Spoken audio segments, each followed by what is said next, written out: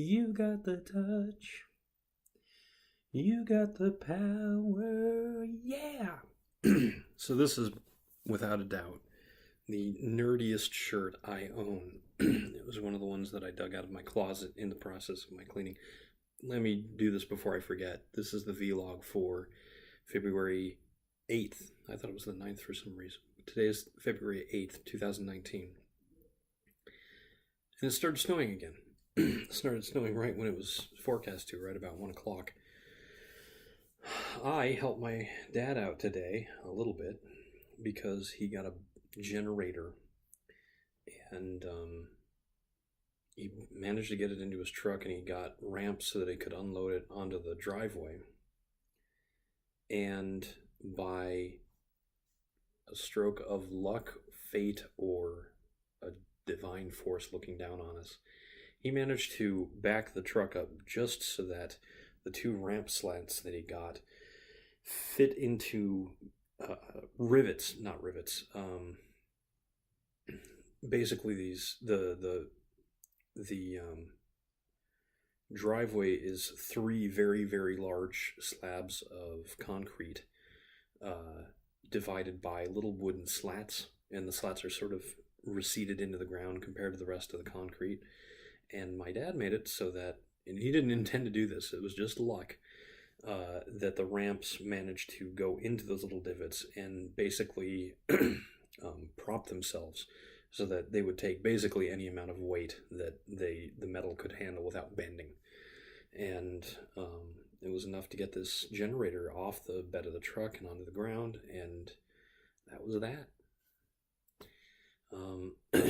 And I joked and said that, well, now that you got this, you basically guarantee that everybody's going to keep power for the next 2 days. But the power did flicker out just enough to knock my computer and the modem out. But everything's running right now, as you can see. And it stopped snowing. It didn't snow nearly as hard as it did on Super Bowl night, where it basically started snowing at about 3 or 4 in the afternoon and didn't stop until 3 or 4 in the afternoon the next day. It's supposed to start snowing again late tonight and then finish up tomorrow morning. So we'll see just how much we have, but there is more snow in the forecast. In fact, it looks like it may snow basically every day for the next week. We'll see. Today was also the first day where I actually sat down with a published author and got some really honest-to-goodness, down-to-earth advice about writing. And Hillary, her name is Hillary, she is a published author. She's actually a New York Times bestseller. But she made it clear that this is not a career you do for money, which is, I didn't want to do it for money. She makes a little bit more per year than I did working at Nintendo with my ridiculous schedule of 2-month breaks every year. But she put it in very clear terms. I need to make sure that the manuscript is actually very, very polished. She encouraged taking it out and shopping it out to beta readers, getting feedback from them, making sure they catch any nasty mistakes that I may have made.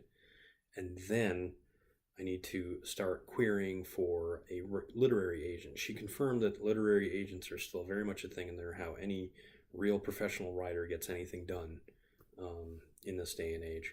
And she listed a few resources like Query Shark and Query Tracker on how to create a query letter that helps get you a agent and a database of those agents and what genres they represent, or if they don't represent a genre. Fiction is weird. Writing is weird. Genre fiction basically means science fiction or fantasy. Aside from genre fiction, there's also mysteries, romance, which I would consider genres, but apparently they're treated differently. There's realistic fiction and nonfiction. And then there's stuff that, not textbooks, but basically not really books so much as, I don't even know the right word. It's not a style of writing that I'm any good at or intend to pursue, at least right now. But it was all excellent advice. I made very careful notes of all of it. I found all the links she was talking about. And then for the rest of the day, it's been a busy day, but I managed to find some time to play Subnautica. Subnautica is not the game I thought it was. I originally mistook it, I think I mentioned yesterday, for a game called Aquaria, something like that. That was a swimming Metroidvania, essentially. This is very much a survival game. It's very much in the vein of something like uh, Rust or Ark Survival Evolved or Minecraft in a way. But, and this is important, it has multiple modes, including a creative mode where you just do a lot of building with basically unlimited resources. And it has a hardcore mode, like most of these games do, where if you die, you just die, and that's it. I haven't died yet, personally. And then it has normal survival mode and freedom mode. In survival mode, you have to, be wary of your oxygen, because that's in an environment where you're doing a lot of swimming. Your breathable air is your most important resource. You also have to keep track of food and water. But in freedom mode, while oxygen is still a concern, food and water are not. And as I mentioned yesterday, I don't like keeping track of that kind of thing. I liked Frostfall in Skyrim for keeping track of the cold and how cold you got. And the oxygen in this game is very much in that same vein. It's something that you can replenish very easily if you just swim to the surface. So as long as you're in the shallows, it's very simple. But once you start venturing into some deeper caves, where you have, at my point, a maximum of 2 minutes of air, it becomes a much more treacherous. You have to think a lot more about how you sort of ration your time. And the only real complaint I have is how short the day and night cycles tend to be. Although the day cycle has a lot more time in it than the night cycle. And one other sort of interesting thing is that there are eclipses, so it'll seem like it's starting to go dark, but there will be this eerie light in the water while the sky itself is dark.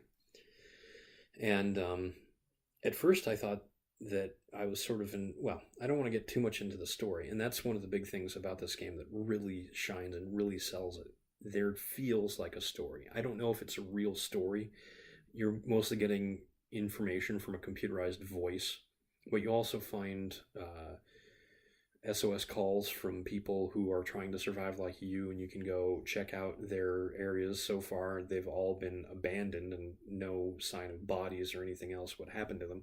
I don't know if they escaped or if they were eaten, but in a lot of ways, it reminds me of Metroid Prime.